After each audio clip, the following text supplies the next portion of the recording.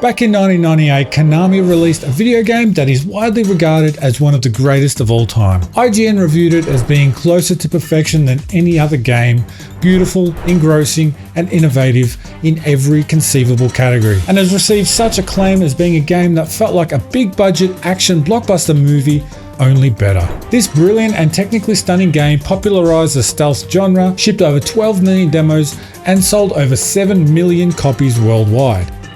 That game is Metal Gear Solid. The year is 1998. Saving Private Ryan is battling out for the #1 film title along with Armageddon. Hair gel becomes an interesting topic of conversation thanks to the hit movie There's Something About Mary. Pixar released its second animated film with A Bug's Life. France won their first World Cup title, beating Brazil thanks to 2 goals from Zinedine Zidane. The Denver Broncos won the Super Bowl over the Green Bay Packers at Qualcomm Stadium in California, and the Chicago Bulls won their second three-peat of the decade by beating the Utah Jazz 4-2, Michael Jordan also taking home his 6th and last Finals MVP award. The top music at the time contained a variety of now classic songs from artists like Shania Twain, Backstreet Boys, NSYNC, 5, Savage Garden, Elton John, Destiny's Child, Will Smith, Celine Dion, Third Eye Blind, The Verve, Busta Rhymes, Spice Girls, Madonna, Boyz II Men, and Aerosmith. 1998 was also of course the year Konami released Metal Gear Solid on the PlayStation 1. But did you know its release was delayed by over a year? Supposed to be on a completely different platform, and wasn't even close to being the first game in the Metal Gear franchise? My name is Minges, and in 1998 I was a 12-year-old gaming on a PlayStation after school every single day. But I never played Metal Gear Solid.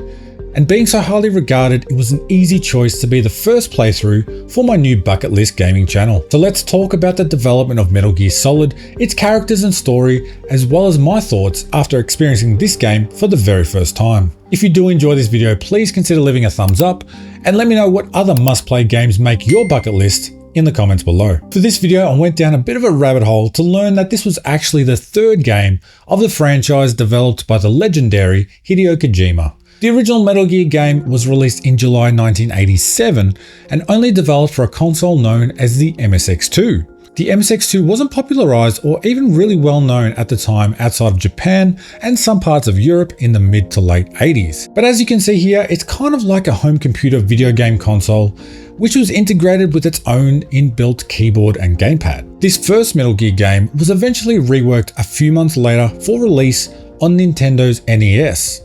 But this was developed without Kojima's involvement and was drastically different to the original. But the official Metal Gear 2 Solid Snake was developed and released again on the MSX2 platform in 1990. Over the years, there's been several re-releases, prequels, and sequel games, often for platforms like the PSP and Game Boy, which have added to the plot and characters of the Metal Gear series, but aren't considered major titles. Now for this third game that we're talking about, the reason they called Metal Gear Solid not only comes from its main character Solid Snake, but was also to represent the fact that this game had transitioned from the previous 2D platform titles into the 3D world, making players able to control the game from overhead, but also seamlessly transition to first person on the fly to make it feel as though you were really immersed into the game itself. Hideo Kojima was originally planning for this game's development on another obscure platform, the 3DO. Learning this information took me down yet another rabbit hole, finding that 3DO was a company founded by eventual Electronic Arts founder Trip Hawkins. The 3DO company didn't actually manufacture a console product, but was selling its design and architecture to companies in exchange for a very low royalty fee on game sales in comparison to companies like Nintendo. This made the product very appealing initially, and some of the companies set to utilize the technology included Sony and Sega before concentrating on developing their own products, Samsung, Toshiba, and AT&T. Panasonic did launch its own 3DO console product in 1993, but with a retail price at almost $700, it was rendered extremely unpopular and a huge flop, and the 3DO disappeared from the market. So with 3DO no longer in existence and Kojima's other prominent game, Policenauts, being completed in 1994 on MSX2, attention was turned to developing the new Metal Gear game. The original working title was Metal Gear 3, but it was decided that the name be changed for its overseas release since the Metal Gear franchise was not well known at the time outside of Japan. Hideo Kojima has noted that there were several Hollywood films which were sources of inspiration for the storyline and gameplay of the Metal Gear franchise, with James Bond being the series that inspired him most for Metal Gear Solid. In this game you control Solid Snake, a soldier who has to infiltrate a nuclear weapons facility to neutralize a growing terrorist threat from the evil Foxhound unit. Taking place in an alternate history where the Cold War continued into the late 1990s, our main character and protagonist, Solid Snake, is a legendary infiltrator and hero of war whose reputation often precedes him. Kojima has said the overall message of this game was dealing with genetics and the moral implication of genetic engineering. This game lets you play to missions in a variety of different ways, such as being stealth, you can be tactical, you can focus on the objectives, or you can go loud and take down as many enemies as you can handle while trying to achieve your goal. The ability to utilize a variety of equipment you find during play and hide away from enemies when things get too hot means that it's very easy to mix up both styles, leading to so many different ways that you can complete this game's missions. So quickly going back to previous games, despite Metal Gear being released almost exclusively in Japan, Solid Snake resembles a young Mel Gibson, but the character model was altered in re-released versions. On the cover illustration of that game, Snake is said to resemble actor Michael Biehn as Kyle Reese in 1984's Terminator.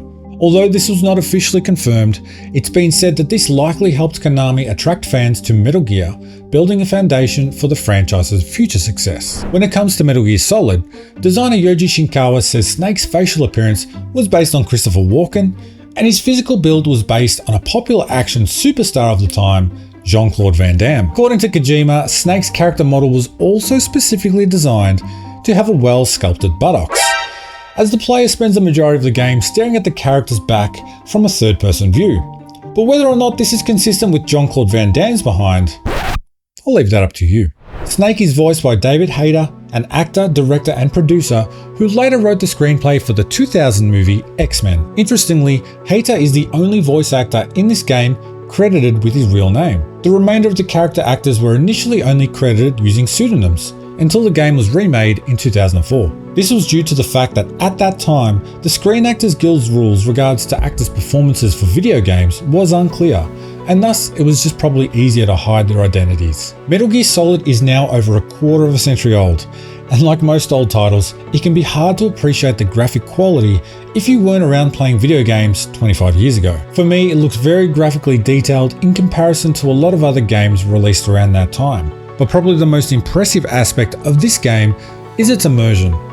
Apparently this game is well known for its genius ways of breaking the fourth wall between player and game. In simple terms, that's the imaginary wall that separates the story from the real world. In Metal Gear Solid, there's one mission in particular that you're in battle against bad guy Psycho Mantis, whose powers involve telepathic and psychokinetic tricks. Mid-fight, he actually reads back to you items from other games stored in your memory card, he can take over your controller and messes with your screen to pretend it's turned off. One of the tricks to beating him is to switch your controller into the second port of the console, which makes for an amazing and very memorable moment in all of my gaming experience. If it wasn't for people in chat helping me on stream, I could have been fighting Psycho Mantis to this day. So if you do want to help me out on a ton of other games, you can find links to my Twitch page in the description below. I have to admit there were many missions that took longer than I expected and found quite challenging. Metal Gear is definitely not a kid's game, and you can easily get lost in the details or the time it takes you to retrace your steps through the missions to get to the next boss. In fact, just like many older games, there is a ton of Easter eggs and hidden features built into Metal Gear Solid. I can just imagine my younger self sitting back with an old school cheat book or a guide and going through to test each one of them out if I had played this game upon first release.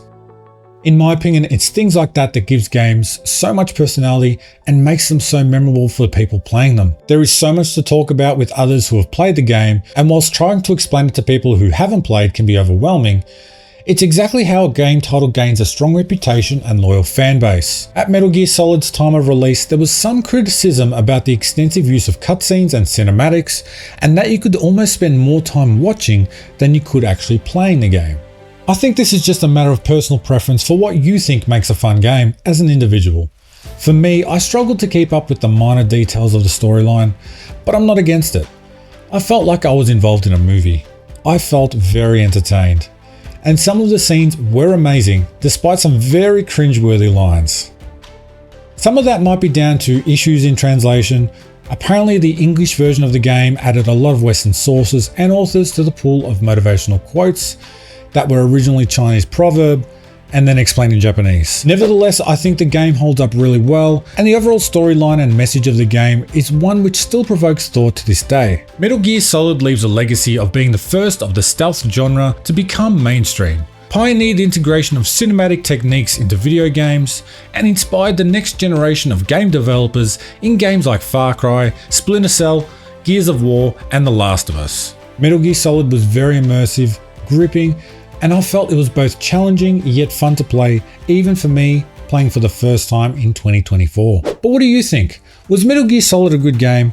Is it true it was one of the best and most revolutionary games of all time? And what other must-play games make your gaming bucket list? Once again, my name is Minges, and I want to thank you so much for watching this video.